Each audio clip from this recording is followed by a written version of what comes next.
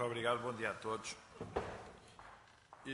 Eu queria fazer uma declaração de apoio ao manifesto pela reestruturação da dívida e apresentar uma proposta aqui à sessão de Câmara. O futuro de Portugal está ameaçado pela dimensão da sua dívida e pela incapacidade de a pagar nos termos e condições em que nos foi imposta. A partir do início da crise, em 2008, Portugal empobreceu e a dívida pública e empresarial aumentou. A assistência financeira internacional iniciada em 2011 não inverteu este ciclo, contrariamente ao que se esperava.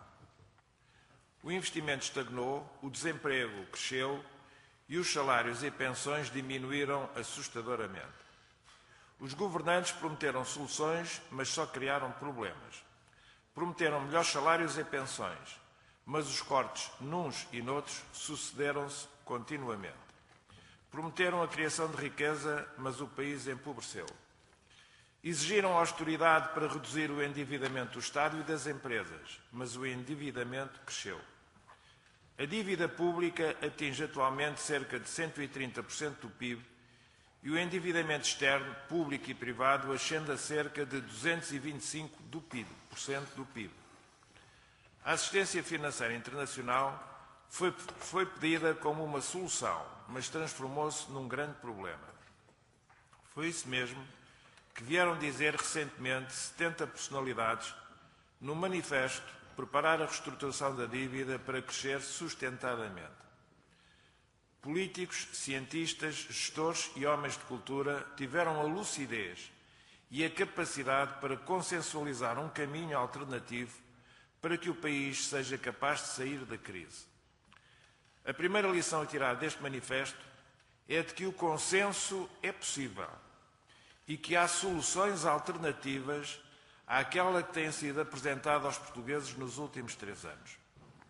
De um lado está a Troika e os atuais governantes, ambos de acordo que o caminho para o país é o da austeridade e o do empobrecimento, com a promessa de que com esse caminho nos conduzirá à prosperidade económica e social. Do outro lado, estão aqueles que não acreditam num futuro melhor sem uma adequada reestruturação da dívida. À Troika e aos governantes é preciso dizer com veemência que pobres já estamos e que quanto mais prosperidade económica nos prometem, mais empobrecemos. Aos subscritores do manifesto é preciso dizer com a mesma veemência que os apoiamos e que apreciamos a sua coragem de vir a público mostrar aos portugueses que há caminhos alternativos e que o consenso é possível. Como eles, também nós entendemos que é imprescindível reestruturar a dívida para o país crescer.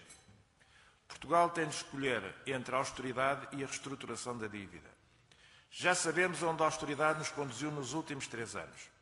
O país tem de encontrar caminhos alternativos que nos permitam progredir. A alternativa existe.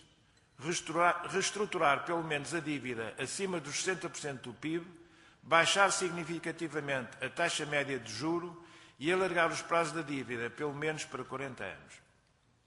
O que não existe é capacidade política para criar condições de sucesso a essa alternativa. O Governo, estranhamente, diz orgulhar-se do trabalho realizado nos últimos 3 anos, parecendo acreditar que os desempregados, os pobres, os pensionistas e reformados lhes estão gratos pela extrema pobreza a que os conduziu.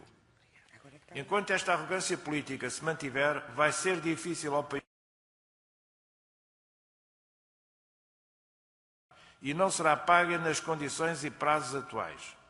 Só os juros da dívida pública direta absorvem atualmente 4,5% do PIB e quase metade do crescimento da dívida pública nos últimos anos foi devida ao efeito dos juros.